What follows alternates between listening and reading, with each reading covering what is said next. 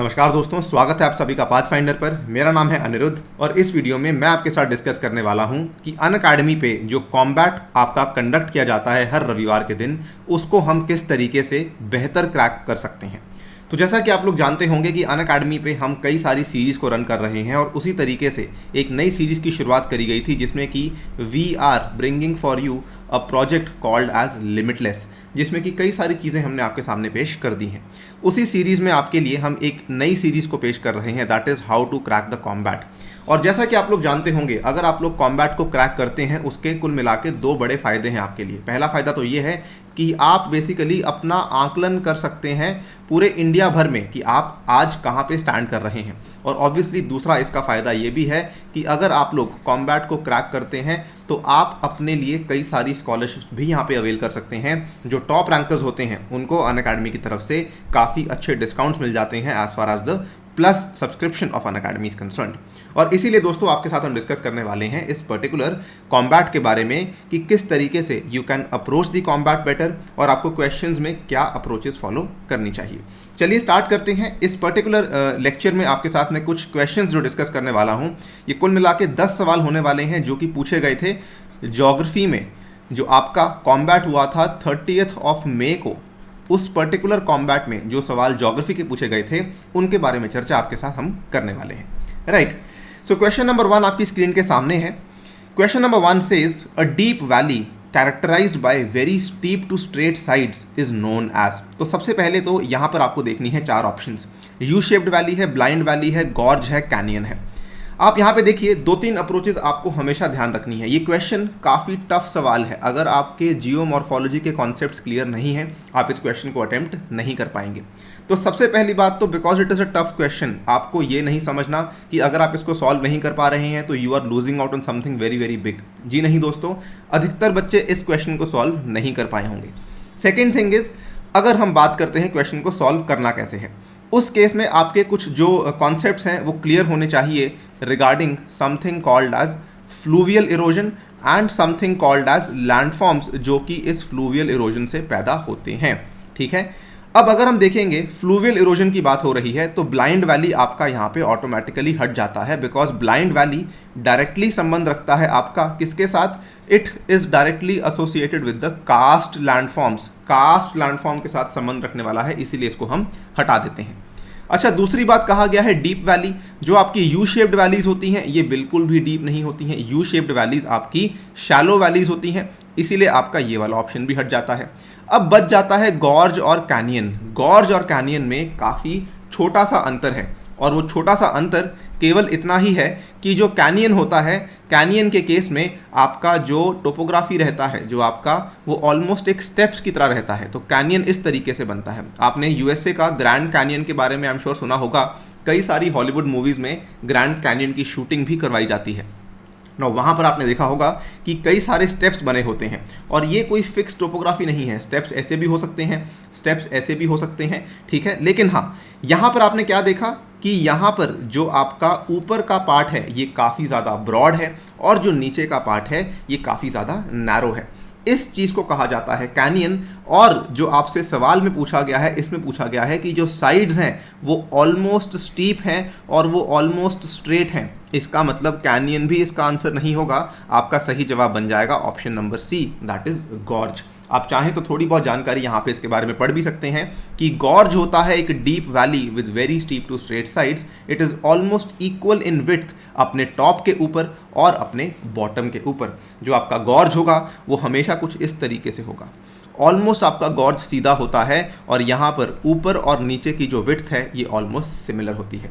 एक और इंटरेस्टिंग चीज़ आपको बताना चाहूँगा, कैनियंस जो होते हैं ये अक्सर आपके ऐसे जगह पे देखने को मिलते हैं जहाँ पे बहुत ड्राइनेस होती है, लेकिन जो गॉर्ज है ये आपको ऐसी जगह पे देखने को मिलते हैं जहाँ पर कोई ना कोई नदी इसके थ्रू बह रही होती है।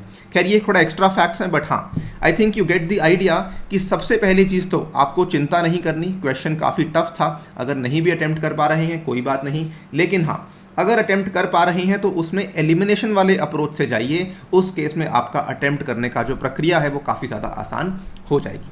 आगे बढ़ते हैं, सेकंड क्वेश्चन की बात कर लेते हैं। Second question very very simple question, लेकिन हाँ again a very very conceptual question. आसान ज़रूर था लेकिन ये कॉन्सेप्चुअल काफ़ी ज़्यादा था।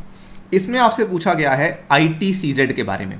ITCZ के बारे में हम सभी लोग जानते हैं कि अगर हम बात करते हैं हमारे लैटिट्यूड्स की, अगर मैं लैटिट्यूड्स को इस तरीके से ड्रॉ कर देता हूँ तो ITCZ में क्या होता है कि आपकी जो हवा है वो कन्वर्ज करती है, इसीलिए इसको कहा जाता है इंटर ट्रॉपिकल कन्वर्जेंस जोन। अगर हवा कन्वर्ज करेगी, ये कहाँ से हवा आ रही है, ये हवा आ रही है 23.5 डिग्री से, और ये यहाँ से भी 23.5 डिग्री से ही हवा आ रही है। इसको मैं बोल देता हूँ नॉर्थ और इसको मैं बोल देता हूँ साउथ। अब ये हवा जब दोनों साइड से कन्वर्ज कर रही थी तो इसके बाद यहाँ पर आके ऊपर उठेगी, बिल्कुल सही बात है, बिल्कुल ऊपर उठेगी। इसका मतलब the air is going to rise up at the ITCZ, और आपसे पहले स्टेटमेंट में क्या कहा गया है, the air at the ITCZ falls down. तो आपको आगे पढ़ने की आवश्यकता ही नहीं है, भले कुछ भी लिखा हो, because of convection, because of adiabatic rise, कुछ भी लिखा हो, जब आपको सिंपल बोल दिया है कि फॉल डाउन कर रही है, इसका मतलब ये वाला ऑप्शन आपका गलत हो जाएगा। डू नॉट ओवर थिंक, अपने बेसिक्स को हमेशा ध्यान रखिए। ये क्वेश्चन आसान है लेकिन ये क्वेश्चन काफ़ी कंसेप्चुअल है। अगर आपके basic facts regarding the pressure belts, regarding the movement of winds clear है, आप इस सवाल को कभी भी गलत नहीं करेंगे। सो ऑप्शन नंबर 1 हमने एस्टैब्लिश कर लिया है कि सर ऑप्शन नंबर 1 जो है वो यहाँ पर गलत है। अगर हम ऑप्शन नंबर 2 की बात करते हैं, ऑप्शन नंबर 2 में ध्यान से देखिए, the transfer of heat energy occurs from higher latitudes to the lower latitudes, ये भी साफ साफ गलत है। हम सभी जानते हैं कि धरती के ऊपर जो हमारे लैटिट्यूड्स बने हुए हैं, जो हमारे अक्षांश बने हुए हैं, उसमें आपकी ट्रांसफर ऑफ हीट एनर्जी हमेशा ही लोअर लैटिट्यूड से हायर लैटिट्यूड्स की तरफ होती है, क्योंकि यहाँ पर आपका टेम्परेचर ओवरऑल ज़्यादा है और यहाँ पर आपका टेम्परेचर ओवरऑल जो है वो कम है। In order to maintain the heat budget of the earth, heat energy हमेशा ही लोअर लैटिट्यूड से हायर लैटिट्यूड्स की तरफ मूव करती है, इसीलिए आपका स्टेटमेंट नंबर 2 भी यहाँ पे साफ साफ गलत हो जाता है। हेंस आपका सही जवाब बन जाएगा option number D, that is none of the above. Very simple question, but I repeat my idea कि ये कॉन्सेप्चुअल क्वेश्चन है। ये अगर आप गलत कर रहे हैं तो थोड़ी चिंता की विषय है, बिकॉज इसका मतलब कि आपने अपने बेसिक्स को सही से अप्रोच नहीं किया है। So always figure this out कि क्वेश्चन जो आप गलत कर रहे हैं वो किस कैटेगरी का क्वेश्चन था। अगर आपने एक कॉन्सेप्चुअल क्वेश्चन में गलती करी है, इसका मतलब कि आपको वापस जाकर अपनी बेसिक किताबों को या फिर बेसिक लेक्चर्स को देखने की आवश्यकता है। अगर आपने मान लीजिए किसी फैक्चुअल क्वेश्चन में गलती करी है या किसी टफ क्वेश्चन में गलती करी है, तो उतना ज़्यादा घबराने वाली बात नहीं है, because those things can be corrected. लेकिन कॉन्सेप्चुअल क्वेश्चन वाले केसेस में इट मीन्स आपने स्टार्टिंग में ध्यान नहीं दिया था। नाउ अगले सवाल की बात कर लेते हैं। ये वाला सवाल भी काफ़ी कॉन्सेप्चुअल है, again conceptual but easy question. Consider the following statements about the ocean deeps. These areas are the deepest part of the oceans, बिल्कुल सही बात है। हम जानते हैं ओशियानिक डीप्स को एक और नाम से भी जाना जाता है, that is they are called as trenches. याद कीजिए, आपने अपनी ज्योग्राफी में पढ़ा होगा कि जो आपका ओशियानिक का नीचे का बेसिन होता है वो किस तरीके से बटा हुआ होता है, continental shelf, continental slope, continental rise, उसके बाद आपका एबिसल प्लेन होता है, then we have the trenches, right, इस तरीके से होते हैं। तो यस सर, जो आपके ओशियानिक डीप्स हैं ये बिल्कुल इनको ट्रेंचेस कहा जाता है, and they are the deepest parts of the oceans, no doubt about this. They are associated with the strong earthquakes, बिल्कुल सही बात है। अगर आप जाके देखेंगे दुनिया में सबसे ज़्यादा अर्थक्वेक्स कहाँ देखने को मिलते हैं, वी सी सबसे ज़्यादा earthquakes in the Pacific ocean या फिर प्रशांत महासागर में। और वहाँ पर क्यों आते हैं इतने अर्थक्वेक्स, क्योंकि वहाँ पर सबसे ज़्यादा ट्रेंचेस आपको देखने को मिल जाते हैं। एंड यहाँ पे सेकंड पार्ट यही लिखा गया है कि they are called trenches as well, तो बिल्कुल सही बात है। दोनों के दोनों स्टेटमेंट्स आपके बिल्कुल सही हैं। आप चाहें तो इसमें एक और कॉन्सेप्ट भी लगा सकते थे। इसमें एक और कॉन्सेप्ट कैसे लगता है कि सर जहाँ पर भी कन्वर्जेंट प्लेट बाउंड्री होती है वहाँ पर आपके ट्रेंचेस बन जाते हैं। अगर ये मान लीजिए आपकी कन्वर्जेंट प्लेट बाउंड्री है तो यहाँ पर आपका इस साइड में क्या बनेगा, यहाँ पे आपका ट्रेंच बनेगा।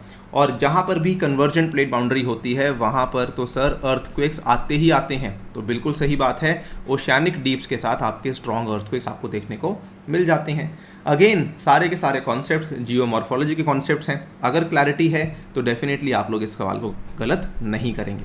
हेंस आपका सही जवाब बन जाएगा option number C, both of the above. You can see over here, you can pause the video और आप इस सोल्यूशन को बड़ी आराम से देख सकते हैं। नेक्स्ट क्वेश्चन, ये क्वेश्चन क्या है, ये क्वेश्चन फैक्चुअल क्वेश्चन है। अगर आप ऐसे क्वेश्चन को गलत करते हैं, अगेन क्या याद रखना है कि चिंता वाली बात नहीं है, आप इसको ठीक कर सकते हैं। कैसे ठीक कर सकते हैं, वापस जाइए अपने फैक्ट्स को रिवाइज कीजिए। It is very normal, facts को भूलना बहुत नॉर्मल है, हर एक बच्चे के साथ होता है कभी ना कभी। समटाइम्स जब आप 2-3 सब्जेक्ट्स को साथ में पढ़ लेंगे, यू विल फील कि मेरे को ये वाला फैक्ट याद नहीं है या वो वाला फैक्ट भूल गया हूँ। आफ्टर ऑल आप लोग को पॉलिटी पढ़नी है, आप लोग को हिस्ट्री पढ़नी है, आप लोग को ज्योग्राफी पढ़नी है, और आपको कई सारे जीके के फैक्ट्स को याद करना है। So the list is endless.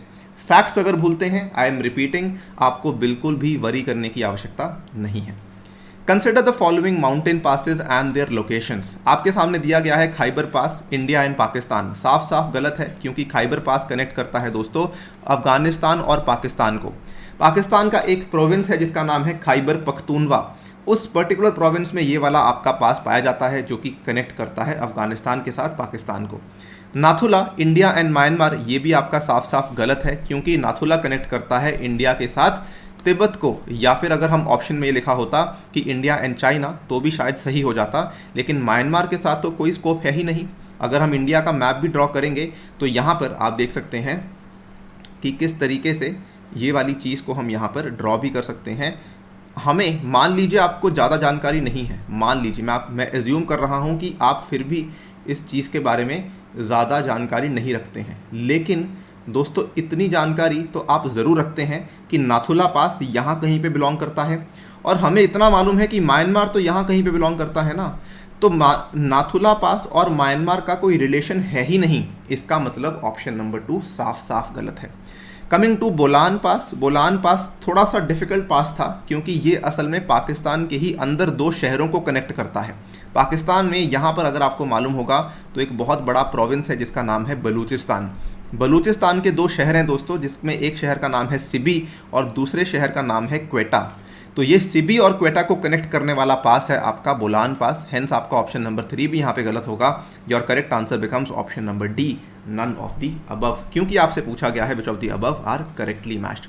Hence it is very very important कि आप इनको ध्यान से देखें। यहाँ से सीख क्या है, यहाँ से सीख ये है कि माउंटेन पासेस को लेके सवाल आते ही आते हैं। देखिए, मैंने अभी तक आपको केवल एक चीज़ ये बताई है कि एक तो अप्रोच वाली बात है कि आपको अप्रोच कैसे करना है, कि how we are eliminating the things. ठीक है, सबसे पहली चीज़ तो ये है। दूसरी चीज़ मैंने आपको ये बताई है कब आपको घबराना है, कब आपको नहीं घबराना है। तीसरी सीख जो कि हम यहाँ से ले सकते हैं वो ये है कि what are the various sources and what are the various kinds of questions जो कि यूपीएससी आपसे पूछ सकती है। तो जो सवाल हम लोग यहाँ पे अनअकैडमी कॉम्बैट में आपके लिए क्रिएट करते हैं वो इसी सोच से बनाए जाते हैं कि इन सब चीज़ों से सवाल कभी ना कभी यूपीएससी ने आपसे पूछे हैं। हेंस हम ये भी चाहते हैं कि ये सारे के सारी कैटेगरीज ऑफ क्वेश्चंस आप डेफिनेटली कवर कर ही लें। तो ये आपके लिए एक इंपॉर्टेंट सीख है। अगर आप लोग माउंटेन पासेस को लाइटली ले रहे थे तो now you know that you can not take them lightly, because इस चीज़ को लेके सवाल पूछे जाते हैं।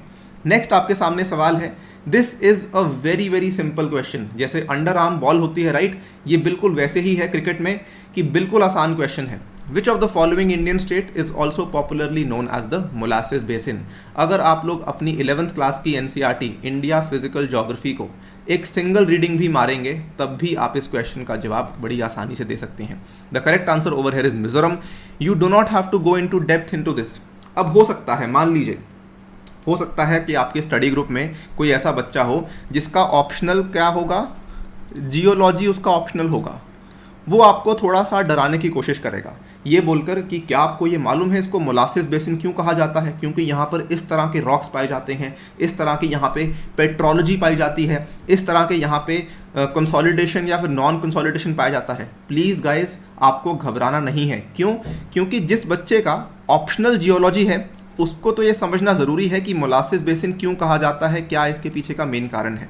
लेकिन जिस बच्चे का जीएस है ना ज्योग्राफी, तो उसको जीएस में ज़्यादा डेप्थ में जाने की आवश्यकता नहीं है। तो now we have a fourth learning in front of us कि सोर्सेज के साथ साथ ऑलवेज रिमेंबर कि आप ज्योग्राफी जीएस पढ़ रहे हो, ज्योग्राफी ऑप्शनल या फिर जियोलॉजी ऑप्शनल नहीं पढ़ रहे हो। So remember where you have to limit yourself. It is very very important, खास करके यूपीएससी में, क्योंकि किताबों की कमी नहीं है, सोर्सेज की कमी नहीं है। You have to keep a limit on yourself. अगला सवाल, ये सवाल भी इंडियन ज्योग्राफी से ही पूछा गया है और ये सवाल भी काफ़ी आसान सवाल है। Consider the following statements about the west coastal plains of India. अब हम सभी जानते हैं कि इंडिया के जो कोस्टल प्लेन्स हैं वो दो भागों में बटे हुए हैं, राइट। जो हमारे दो भागों में बटे हुए कोस्टल प्लेन्स हैं, एक हमारे वेस्ट कोस्टल प्लेन्स हैं और एक हमारे जो हैं ये ईस्ट कोस्टल प्लेन्स हैं। बिल्कुल सही बात है सर। हम ये भी जानते हैं कि वेस्ट कोस्टल प्लेन्स की तरफ जो नदियाँ आती हैं ये बहुत ही कम आती हैं, वहीं पे जो ईस्ट कोस्टल प्लेन्स की तरफ नदियाँ आती हैं ये बहुत ज़्यादा आती हैं, ठीक है। महानदी, गोदावरी, कृष्णा, कावेरी और उसके बाद नीचे जाके वैगई वगैरह वगैरह काफ़ी सारी नदियाँ आती हैं। लेकिन यहाँ पे नर्मदा, तापी, गोवा में मांडवी, जुआरी, उसके बाद आपकी एक आधी नदी आएगी केरला में, दैट्स इट। यहाँ पे आपकी ज़्यादा नदियाँ देखने को नहीं मिलती हैं। दूसरी इंपॉर्टेंट चीज़ हम ये भी जानते हैं कि वेस्ट कोस्टल प्लेन्स पे नदियाँ जब वो तट तक पहुँच जाती हैं तब वो क्या बनाती हैं? तब वो बनाती हैं दोस्तों एस्चुरीज। लेकिन जो आपकी नदियाँ जाती हैं ईस्ट कोस्टल प्लेन की तरफ, वो वहाँ पे क्या बनाती हैं? वो वहाँ पे बनाती हैं डेल्टास। अब वो क्यों बनाती हैं हम उस डिस्कशन को फिलहाल नहीं टेकअप करने वाले हैं, but see over here the rivers flowing through this coastal plain form the estuaries. बिल्कुल सही बात है, ठीक है। Question conceptual and slightly factual, क्योंकि क्वेश्चन का पहले वाला जो स्टेटमेंट है ये कॉन्सेप्चुअल है। हम जानते हैं कि यस सर, वेस्ट की तरफ जाने वाली नदियाँ एस्चुरीज को फॉर्म करती हैं। जो आपका कयाल्स हैं, सेकंड वाले स्टेटमेंट में, kayals also called as back waters are the distinguishing feature of the Malabar coast. बिल्कुल सही बात है। आपको यहाँ पर मालाबार कोस्ट में कई सारे कयाल्स देखने को मिल जाते हैं जो कि विशेष रूप से आपको केवल और केवल मालाबार कोस्ट पे ही देखने को मिलते हैं।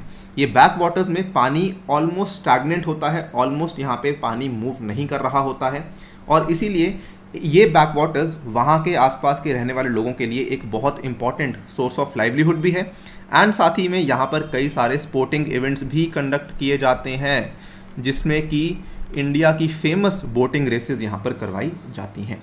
खैर अगेन ये बहुत एक्स्ट्रा इन्फॉर्मेशन है, बट हाँ I think you get the idea कि पहले वाला जो पॉइंट था वो कॉन्सेप्ट था, दूसरे वाला जो पॉइंट था ये फैक्ट था। तो दोनों चीज़ें आपको देखनी है। Question can test you on both the fronts, concepts and facts. You have to be very very strong on both the fronts, तभी जाके आप इस क्वेश्चन का जवाब दे पाएंगे। ये क्वेश्चन आसान नहीं कहूँगा, ये क्वेश्चन मॉडरेट कहूँगा, बहुत आसान नहीं, बहुत मुश्किल नहीं, but yes we can call it a moderate question. आपका सही जवाब बन जाएगा दोस्तों option number C, both of the above. Next question आपके सामने है, again easy question, under arm वाला क्वेश्चन फिर से आ गया। Which of the following soils are known as the usara soils. Again कहाँ पे लेके जाऊंगा आपको वापस? 11th क्लास की एनसीईआरटी में आपको वापस एक बार लेके जाऊंगा। और 11th क्लास की एनसीईआरटी में सॉइल्स के चैप्टर में पहले पेज पर लिखा हुआ है कि सॉइल्स को हम लोग क्लासीफाई करते हैं दो तरह के सॉइल्स में। एक आपका उसरा सॉइल्स बन जाता है और एक आपका उर्वरा सॉइल्स बन जाता है। जो आपके उसरा सॉइल्स होते हैं ये वो वाले सॉइल्स होते हैं जो कि स्टेराइल सॉइल्स होते हैं, यानी कि इनमें आपको उपज नहीं मिलती है। जो आपके उर्वरा सॉइल्स होते हैं ये आपके दोस्तों फर्टाइल सॉइल्स होते हैं, यानी कि इनमें आपको काफ़ी ज़्यादा उपज देखने को मिल जाती है। यहाँ पर आपसे पूछा गया है कि निम्न में से कौन सा यहाँ पे उसरा सॉइल है, यानी कि कौन सा यहाँ पे स्टेराइल सॉइल है। अब देखिए, ऑर्गेनिक सॉइल्स बिल्कुल बहुत बढ़िया होते हैं, ऑर्गेनिक सॉइल्स तो काफ़ी अच्छी उपज मिलती है। लेटराइट सॉइल्स बहुत बढ़िया होते हैं, यहाँ पर आपका साउथ इंडिया में हम कॉफ़ी उगाते हैं। फॉरेस्ट सॉइल्स बहुत बढ़िया होते हैं, जहाँ पर हमने अगेन यूपी में या फिर ओडिशा में आपको देखने को मिल जाते हैं बहुत कॉमनली। लेकिन सेलाइन सॉइल्स में दिक्कत आती है, राइट। सेलाइन सॉइल्स में आपकी उपज नहीं देखने को मिलती है, hence these are the only ones which are the usara soils. Therefore your correct answer becomes option number D, saline soils. Very easy, क्यों? क्योंकि एनसीईआरटी में सॉइल्स के चैप्टर में बेसिक्स में पाया जाता है, हेंस इस क्वेश्चन को गलत करना नहीं चाहिए था आपको। चलिए नेक्स्ट क्वेश्चन देख लेते हैं। Now this is another difficult question. Again difficult क्यों? क्योंकि इसमें आपको कई सारे कॉन्सेप्ट्स को अप्लाई करना पड़ेगा। इस क्वेश्चन में डिफिकल्टी लेवल हम देखते हैं किस तरीके से बनता है। सबसे पहले तो ये क्वेश्चन कहाँ से पूछा गया है? ये क्वेश्चन आपसे पूछा गया है from the topic of economic geography, remember this, ठीक है। इकोनॉमिक ज्योग्राफी के लिए आपके सोर्सेज क्या क्या होने चाहिए? इकोनॉमिक ज्योग्राफी के लिए आपके सोर्सेज होने चाहिए 12th क्लास की एनसीईआरटी, और अगर आपने 12th क्लास की एनसीईआरटी पढ़ी हुई है, बड़ी आसान तरीके से इस क्वेश्चन का जवाब आप लोग दे पाएंगे। Consider the following statements. The quaternary sector along with the tertiary sector has replaced most of the primary and secondary employment as the basis for economic growth. Quaternary activities can be outsourced similar to tertiary activities. They are necessarily localized by the market. ठीक है। अब देखिए, economy में हम लोग बड़ी आसान तरीके से पढ़ते हैं कि सर सबसे पहला होता है प्राइमरी सेक्टर, नंबर 2 पे होता है सेकेंडरी सेक्टर, नंबर 3 पे होता है टर्शरी सेक्टर, लेकिन अक्सर बच्चे यहीं तक पढ़ के कहानी को ख़त्म कर देते हैं। लेकिन दोस्तों इसके बाद एक और सेक्टर होता है जिसको कि हम लोग बोल देते हैं क्वार्टरनरी सेक्टर। प्राइमरी सेक्टर में प्रमुख रूप से खेती या फिर कृषि आता है, सेकेंडरी सेक्टर में प्रमुख रूप से आपका मैन्युफैक्चरिंग या फिर उत्पादन या फिर विनिर्माण आता है, और टर्शरी सेक्टर में आपका प्रमुख रूप से क्या आता है, IT services, insurance services, banking services, ये सब चीज़ें आपकी बेसिकली जो भी चीज़ें आपकी सर्विसेज में आती हैं वो सारी की सारी चीज़ें आपकी टर्शरी सेक्टर में फॉल कर जाती हैं। अब इसी चीज़ का एक थोड़ा सा और बड़ा रूप जिसमें कि हम लोग इंक्लूड करते हैं R&D की एक्टिविटीज़ को, उसको हम लोग बोल देते हैं क्वार्टरनरी सेक्टर। हम सभी जानते हैं कि भारत में टर्शरी सेक्टर की ग्रोथ 1990 के बाद काफ़ी तेज़ी से बढ़ी है। क्यों? क्योंकि भारत ने एक बहुत बड़ा रिफॉर्म लिया, हमने आर्थिक क्षेत्र में बहुत बड़े सुधार हम लोग लेकर आए LPG के नाम पे, जिसमें कि सबसे बड़ा सुधार यहाँ पे क्या था, वैश्वीकरण का, जिसमें कि हमने ग्लोबलाइजेशन करी। इंडिया में कई सारे BPOs, कई सारे KPOs का जन्म हुआ, जिसकी वजह से इंडिया में बैठे हुए लोग US में या वेस्टर्न कंट्रीज़ में बैठे हुए क्लाइंट्स को सेवा दे पा रहे थे। और ये सारी की सारी काम करवाने वाली कंपनीज, बड़ी बड़ी IT कंपनीज जो कि आप आज देखते हैं, इन्फोसिस हुआ, HCL हुआ, TCS हुआ, वगैरह वगैरह, इनका भी जन्म उसी समय पे हुआ। ये जो टर्शरी सर्विसेज थी, आप इस चीज़ को ध्यान से सुनना, जो टर्शरी सर्विसेज थी यानी कि ये सारी की सारी सेवाओं को आउटसोर्स किया जा सकता है। क्या मैं वर्ड का सही इस्तेमाल कर रहा हूँ? बिल्कुल सही है सर, इनको हम आउटसोर्स कर सकते हैं, क्योंकि क्लाइंट कहाँ पर था? क्लाइंट दोस्तों USA में था। क्लाइंट को सर्व करने वाला जो इंसान है वो USA में नहीं बैठा है, वो इंडिया में बैठा है। तो यानी कि सर्विसेज को आउटसोर्स किया जा सकता है। आपकी मार्केट कहाँ थी? मार्केट आपकी USA में थी, लेकिन क्या आपका जो सप्लायर था क्या वो USA में था? जी नहीं सर, सप्लायर तो इंडिया में था, क्योंकि जो सप्लाई उसको कर रहा था वो तो इंडिया के अंदर बैठा हुआ था। बिल्कुल सही बात है। इसका मतलब कि पहली बात तो services can be outsourced. Second thing is कि these are necessarily not localized by the market. ये चीज़ क्या आपको समझ आई?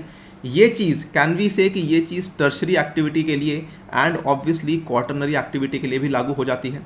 R&D, किसी चीज़ पे R&D करनी है तो वो कहीं पर भी हो सकती है, पूरे दुनिया भर में। ऐसा तो नहीं कि केवल USA में ही होगी या फिर केवल यूरोप में ही होगी, वो कहीं पर भी R&D हो सकती है। इसीलिए क्वार्टरनरी सेक्टर के बारे में आपसे ये सवाल पूछा गया।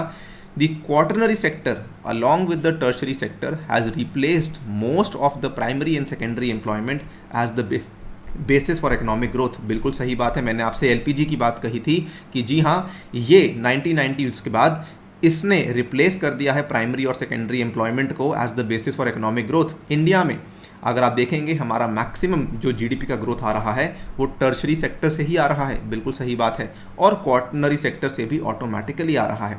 हेंस आपका पहले वाला स्टेटमेंट ट्रू बन जाता है।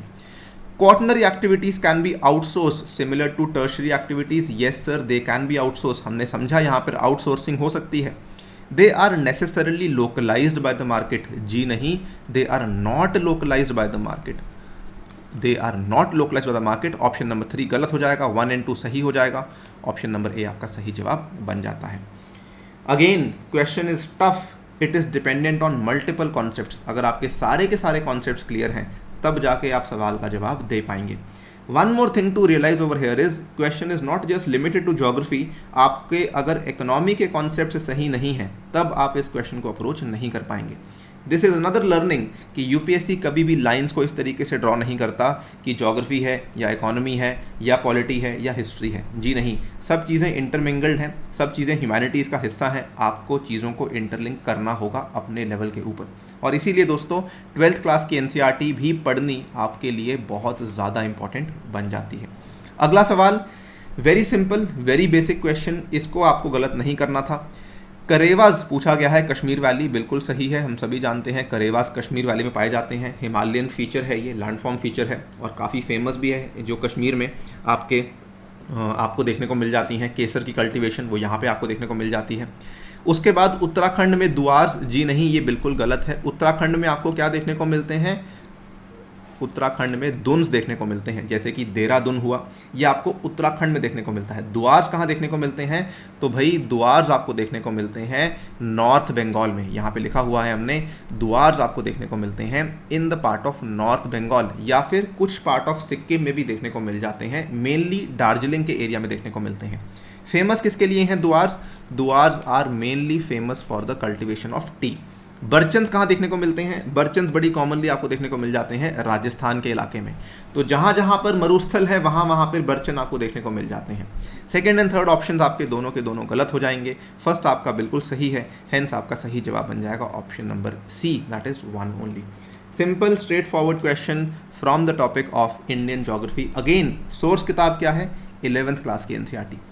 ये हम 11th क्लास की एनसीईआरटी से अगर इतने सवाल बना रहे हैं, उसके पीछे कारण यही है कि दोस्तों यूपीएससी 11th क्लास की एनसीईआरटी को बहुत ज़्यादा मानती है। अधिकतर सवाल वहीं से पूछे जाते हैं। Next and the last question, this is a factual question. There is a high possibility कि बच्चे इसका जवाब ना दे पाएँ, क्योंकि ये चीज़ें एनसीईआरटी में भी कभी कभार प्रॉपरली कवर नहीं होती हैं। ठीक है, consider the following famous falls and their states. अब ये क्वेश्चन क्या है? ये एक तरीके का बाउंसर क्वेश्चन है, क्योंकि अगर आपको फैक्ट्स नहीं आते तो डेफिनेटली आप इसको गलत करेंगे ही करेंगे। हुंड्रू फॉल्स गोवा में? जी नहीं, हुंड्रू फॉल्स गोवा में नहीं है। हुंड्रू फॉल्स आपको देखने को मिलती हैं सुवर्ण रेखा की नदी के ऊपर। ठीक है, और हम सभी जानते हैं सुवर्ण रेखा की नदी ईस्टर्न इंडिया में लाई करती है, तो डेफिनेटली गोवा में लाई नहीं करती है। जॉग फॉल्स कर्नाटका, बिल्कुल सही है। शरावती नदी के ऊपर इंडिया की सेकंड हाईएस्ट फॉल्स आपको जॉग फॉल्स देखने को मिल जाती हैं। दूधसागर फॉल्स आपको देखने को मिलती हैं गोवा में, बिल्कुल सही है, बहुत फेमस है। कई सारी बॉलीवुड मूवीज़ की शूटिंग दूधसागर फॉल्स में होती है, तो जी हाँ। और इसको, जैसा इसका नाम है Dudhsagar, it is also sometimes called as the sea of milk falls, और ये आपको गोवा में ही देखने को मिलती हैं। हेंस आपका ऑप्शन नंबर 3 भी यहाँ पे सही है। 2 and 3 only will be the correct answer. Option B is your correct answer. I hope you get the idea how you are expected to solve the questions. कहाँ पे चिंता नहीं करनी है, कहाँ पे चिंता करनी है। कई सारी चीज़ें हैं जिनका आपको ख्याल रखना होगा कि अप्रोच क्या है, एलिमिनेशन से कैसे जाना है। यहाँ पर एलिमिनेशन वाले क्वेश्चंस कम थे, ठीक है, हाँ, लेकिन जो यूपीएससी में 100 सवाल आएंगे वहाँ पर देर आर हाई चांसेस कि आपको कम से कम 8-10 सवाल ऐसे मिल जाएंगे जहाँ पर आप एलिमिनेशन वाली टेक्निक को अप्लाई कर पाएंगे। राइट, यहाँ पर केवल 1 या 2 सवाल थे जिसमें कि हमने उसको अप्लाई किया था। इसके अलावा आपके कॉन्सेप्ट्स, आपका इमोशनल जो लेवल है, मेंटल जो लेवल है कि क्या आप घबरा रहे हैं नहीं घबरा रहे हैं, वो भी काफ़ी इंपॉर्टेंट है। अगर क्वेश्चन देखने में लग रहा है बहुत मुश्किल है तो घबराना नहीं है, इट बिकम्स ईजी, क्योंकि उस क्वेश्चन को अटेम्प्ट करने वाले 1000 में से शायद मुश्किल से 10 लोग होंगे। तो आपको ये भी देखना है, आपको एग्ज़ाम में टॉप नहीं करना है, आपको प्रीलिम्स में टॉप नहीं करना है, आपको प्रीलिम्स में केवल कट ऑफ को क्लियर करना है। That is the main agenda. 1 number से भी अगर आप प्रीलिम्स को पार कर लेंगे, you are eligible to write the mains. Remember this always. Right guys, इस पर्टिकुलर लेक्चर को यहीं पे समाप्त करता हूं। यदि आप लोग मुझसे ज्योग्राफी पढ़ना चाहते हैं तो मेरा बैच कोर्स शुरू होने वाला है इंडियन ज्योग्राफी का। आप चाहें तो इसमें एनरोल कर सकते हैं, और classes will be beginning from 2 जून, जो कि आज से 2 दिन बाद है, और रोज़ाना शाम को 6 बजे क्लासेस कंडक्ट करवाई जाया करेंगी। आपको बस ये वाला कोड यूज़ करना है in order to enrol in this particular course, and you can start the geography journey with me. On that note, I take your leave. Thank you for listening, and stay tuned and stay safe.